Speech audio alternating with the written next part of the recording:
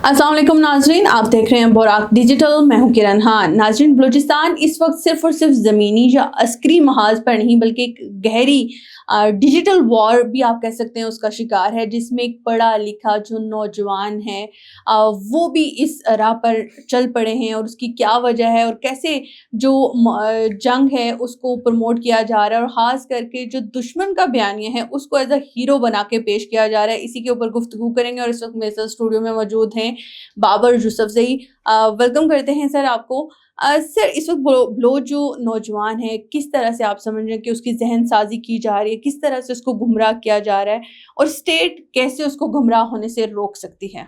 बिस्मिल्लाहिर्रहमानिर्रहीम। आपका बहुत शुक्रिया। बहुत ही सेंसिटिव इशू, बहुत ही इंपॉर्टेंट इशू पर आज आपने मेरी राय जानने की कोशिश की है। देखें, इस वक्त जो बलूचिस्तान में जंग चल रही है वो वार वेयरफेयर की जंग चल रही है, वो सोशल मीडिया की जंग चल रही है, वो नैरेटिव की जंग चल रही है। आजकल पाकिस्तान की यूथ जो है, पाकिस्तान का हर नौजवान, हर बच्चा जो है वो सोशल मीडिया से वेल अवेयर है। वो मुख्तलिफ ऐप्स यूज़ करता है। उस ऐप्स के अंदर जो है एक ऐसा नैरेटिव बनाया जा रहा है, ऐसी सिंपैथीज़ का बयानिया बनाया जा रहा है जो दहशत गर्दों से लिंकअप होता है।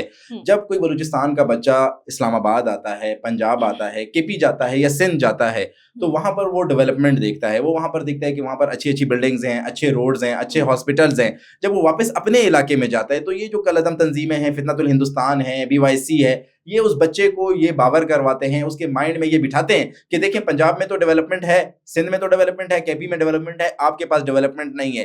फर्स्ट फेज में वो उसको रियासत से मायूस करते हैं, बदजन करते हैं। सेकंड फेज में वो क्या करते हैं, वो बच्चे के दिमाग में बिठाते हैं कि जो रेकोडिक है, जो सेंदक है, जो सीपैक है, जो गवादर है, ये आपका है। आपके जो वसाइल हैं, आपका जो रिसोर्सेज हैं, आपके जो मिनरल्स हैं, आपकी जो मादिनियात है, ये जाकर पंजाब पे खर्च हो रही है, ये जाकर केपी में खर्च हो रही है, ये जाकर इस्लामाबाद में खर्च हो रही है।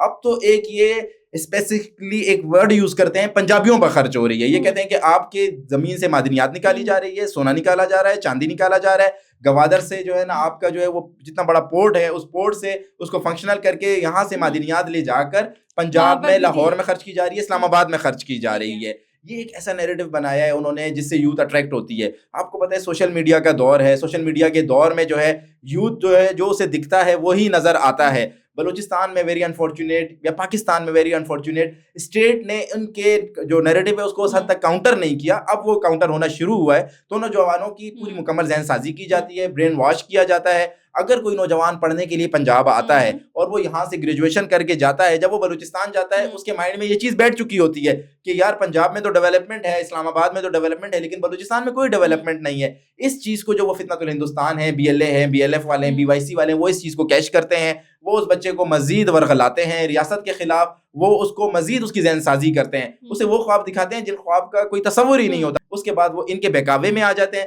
जब इनके बहकावे में आ जाते हैं फिर वो इनको अपनी मर्जी से इस्तेमाल करते हैं। किसी को खुदकुश बनाते हैं, किसी को टारगेट किलर बनाते हैं, किसी के जरिए ये ID लगाते हैं। इसकी 2-3 मिसालें मैं आपको बताऊं। सुफियान कुर्द का, जो UMT में पढ़ता था और वो वहां पर बलोच यूनियन काउंसिल का चेयरमैन रह चुका था, ये जब वहां पर बैठते हैं, इनकी जहनसाजी की जाती है कि बलूचिस्तान में डेवलपमेंट नहीं है, फौज की वजह से नहीं है। ये जब यहां से पढ़कर वापस जाते हैं तो ये फिर उस फौज को अपना दुश्मन समझ रहे होते हैं।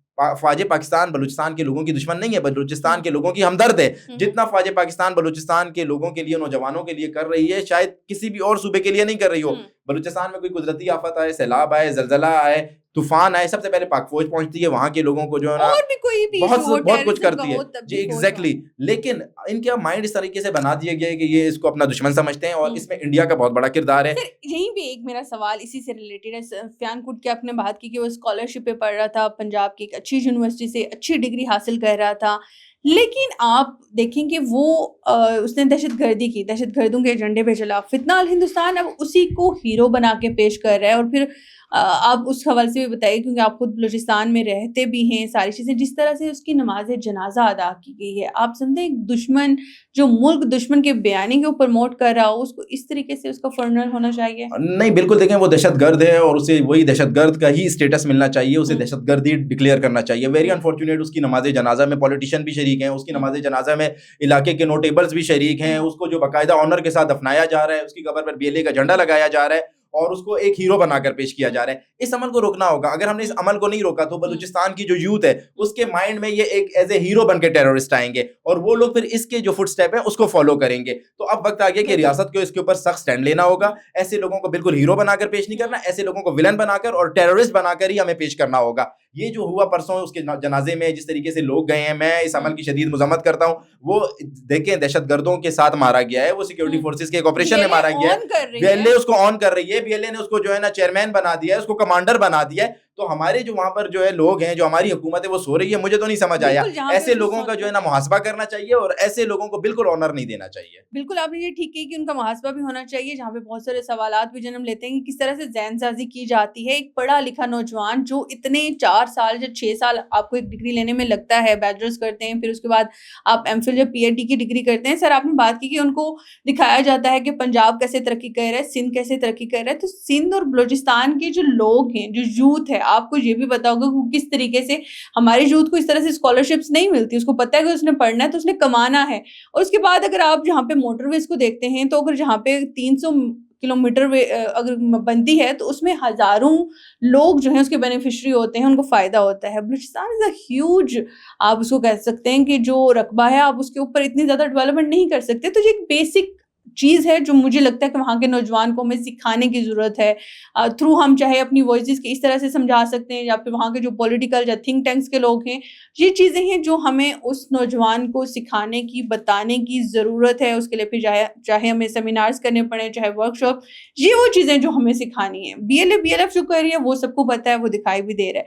लेकिन इसके साथ साथ एक साहब जो है वो महारंग बलोच के जितने भी जलसे जुलूस होते हैं, जितने भी उनके प्रोटेस्ट होते थे, उनके आगे पीछे थे, आजकल वो लापता हैं, जब मारे गए हैं हमें नहीं पता, लेकिन उसके ऊपर भी एक प्रोपेगेंडा हो रहा है, उसको हीरो बना के पेश किया जा रहा है। तो उस हवाले से आप क्या कहेंगे? जी बिल्कुल, देखिए ये सुहेब लांगो नामी एक शख्स थे जो महारंग की जितने भी रैलीज होती थी, महारंग के जितने भी जलसे होते थे, धरने होते थे, इसमें ये महारंग के एक फर्स्ट कजन भी थे और महारंग को ये शेल्टर देते थे, महारंग को ये प्रोटेक्ट करते थे। महारंग के पीछे पीछे आपको ये फुटेज में नजर आएंगे।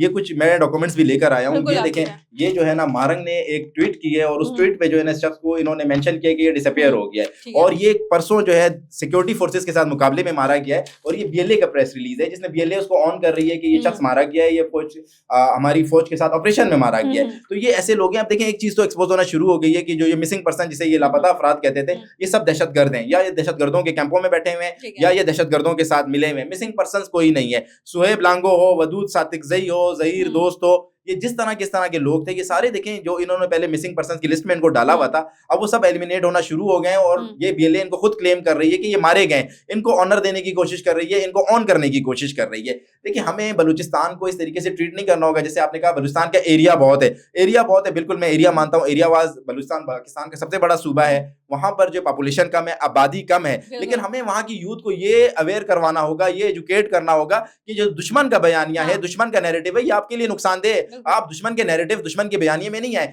इंडिया हो, इसराइल हो, मुसाद हो, रा हो, उन्होंने पूरे एक मीडिया सेल्स बनाए हुए हैं और वो मीडिया सेल्स बलूचिस्तान में एक्टिव हैं। वो बच्चों की ज़हनसाजी करते हैं, वो बच्चों के ऊपर नजर रखते हैं। जो ऐसा बच्चा जो यूएमटी में पढ़ रहा हो, जो जीसी में पढ़ रहा हो, जो कायद-ए-आज़म यूनिवर्सिटी में पढ़ रहा हो, इन्हें उन बच्चों को ये वहां से पिक करते हैं। सबसे पहले हमें स्क्रूटनी करनी होगी, कायद-ए-आज़म यूनिवर्सिटी हो, यूएमटी हो, जीसी हो, पंजाब में जितने भी तालीमी अदारे हैं उनकी स्क्रूटनी करनी होगी। उनकी स्क्रूटनी अब मस्ट हो गई है। हमें देखना होगा कि वहां पर कौन से ऐसे तालिबे इल्म हैं जो इस तरह की तंजीमों के साथ वाबस्ता हैं, मुंसलिक हैं या इस तरह की सरगर्मियों में मुलव्विस हैं। उन तालिबे इल्मों का हमें मुहासबा करना होगा। सेकंड थिंग, देखें आप बलूचिस्तान की यूथ को ये बावर करवाएं, बलूचिस्तान की यूथ को एम्पावर करें। उसे आप बताएं कि ये बलूचिस्तान आपका है, गवादर आपका है, रकोडिक आपका है। और बलूचिस्तान की यूथ को सबसे अहम बात बताने की जरूरत है जो आज तक बलूचिस्तान की यूथ को नहीं बताई गई, कि बलूचिस्तान में 71 साल से, जब से 71 से जब बलूचिस्तान अलग हुआ है, एक अलग सूबा बना है, इससे पहले विफाकी इकाई था, लेकिन 71 के बाद जब से वो सूबा बना है, वहां पर गवर्नमेंट किसने की है? वहां पर गवर्नमेंट, वहां पर रूलर, वहां के हुक्मरान बलोच ही रहे हैं। आज तक कोई पंजाबी वहां पे वजीर आला नहीं रहा, आज तक कोई सिंधी, कोई केपी का पश्तून वहां पे वजीर आला नहीं रहा, वहां का वजीर आला बलोच ही रहा है। और आपके इलाकों से जो रिप्रेजेंटेटिव आते हैं, तुरबत से, गवादर से, पंजगूर से, खुजदार से, नोशकी से, किला अब्दुल्ला से, किला सैफुल्ला से, वो सारे बलोच ही होते हैं। कोई पंजाब से उठकर तो वहां पर आपके ऊपर हुक्मरानी नहीं करता। अगर वहां पर डेवलपमेंट नहीं हो रही है बलूचिस्तान में, तो आप रियासत पाकिस्तान के ऊपर इल्जाम मत लगाएं, आप फौज के ऊपर इल्जाम नहीं लगाएं। आप सबसे पहले जाकर अपने उस रिप्रेजेंटेटिव का गिरबान पकड़ें, उससे पूछें कि आप डेवलपमेंट क्यों नहीं कर रहे हैं। बलूचिस्तान के एक एमपीए को इतना ही फंड फंड मिलता है जितना एक पंजाब के एमपीए को मिलता है,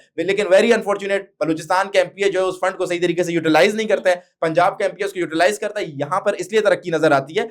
मैं समझता हूं कि इसमें ना पंजाब का कोई कसूर है ना विफाक का कोई कसूर है। अगर इसमें कसूर है तो हम बलूचिस्तान के अपने लोगों का कसूर है, बलूचिस्तान के पॉलिटिशियन का कसूर है। हम करप्शन ज्यादा करते हैं और डेवलपमेंट कम करते हैं। बिल्कुल, ये बयानिया एक है भी और काफ़ी दिस इज़ वेरी अनफॉर्चुनेट, लेकिन हकीकत है जिसको जी। हमें बयान करते हुए मेरे ख्याल से इसके ऊपर सोचने की भी ज़रूरत है कि हम ये चीज़ें कर रहे हैं और हम फिर ब्लेम किसी और को कर रहे हैं। तो जो नौजवान खास करके जो बलूचिस्तान के, उसको अपने वडेरे से, अपने सरदार से, अपने पॉलिटिशियन से पहले जवाब मांगना है और फिर वफाक के ऊपर करना है। हाँ, वफाक की अगर कोई गलती कोताही है तो आप उसको भी ज़रूर पॉइंट आउट करें। लेकिन एक और कि दुश्मन बयानिया, जैसे आपने अपनी गुफ्तगू में जिक्र भी किया कि दुश्मन बयानिया जो है वो काफ़ी हद तक इस चीज़ को प्रमोट करता है। डिजिटली हिंदुस्तान जो है इसके अंदर हमें पेश दिखाई देता है। जितने पढ़े लिखे नौजवान हैं, माहल है, बाकी जितने भी अभी सुफियान कुर्द है, दीगर जितने लोग अब तक मर चुके हैं इन हादसात के अंदर, वो रियासत के साथ भी एक मुस्बत किरदार अदा करते हुए अपने हकूक़ के साथ भी तो ये चीज़ कर सकते थे, लेकिन वो दुश्मन का बयानिया ही क्यों एक्सेप्ट करते हैं? देखिए, वहाँ पर इतना स्पेस दिया गया है, वहाँ पर दुश्मन का जो नैरेटिव है उसे काउंटर प्रॉपर नहीं किया गया। तो उन्हें जो है बलूचिस्तान की यूथ को जो है वो दुश्मन के जो नैरेटिव ने, उसके बयानिए ने अट्रैक्ट किया है। वो बिल्कुल, आपकी बात बिल्कुल ठीक है कि वो पॉजिटिव होकर भी, वो पाकिस्तान के साथ रहकर भी मुल्क की तरक्की में, सूबे की तरक्की में अपना किरदार अदा कर सकते थे। लेकिन वहाँ पर इतनी इस नैरेटिव के जरिए मायूसी फैला दी गई है, इतनी मायूसी फैला दी गई है कि उन्हें कहा जाता है कि बलूचिस्तान के तमाम राइट्स जो है वो पंजाब खा रहा है, बलूचिस्तान के तमाम राइट्स जो है वो इस्लामाबाद वाले खा रहे हैं, बलूचिस्तान के राइट्स की, बलूचिस्तान की मिनरल्स की वजह से, बलूचिस्तान के मादनियात की वजह से इस्लामाबाद में डेवलपमेंट होती है, पंजाब में डेवलपमेंट होती है। उनके माइंड को बिल्कुल ब्रेन वॉश कर दिया जाता है। आप ये देखें कि एक खातून जो एक पढ़ी लिखी खातून है, उसे खुदकुश करने पर मजबूर किया जाता है। क्या वजह होती है कि उसे मजबूर किया जाता है? सबसे पहले उसे हिरास किया जाता है। दूसरे फेज में जो है ना, उसके सामने वही जो एक एहसास महरूमी का एक जो कॉम्प्लेक्स का जो बयानिया है वो बार बार रिपीट किया जाता है। एक कहावत है कि झूठ इतना बोलो कि सच लगने लगे। वो इतना झूठ बोलते हैं बलोच अवाम से, बलोच यूथ से, कि वो उन्हें सच लगने लगता है। वो एहसास महरूमी के बयानिए को कैश करते हैं और उसके बाद ये जो नौजवान हैं इन्हें नेगेटिव एक्टिविटीज के लिए लेकर जाते हैं। आपको पता है, बाकायदा जो है भारत ने, रॉ ने,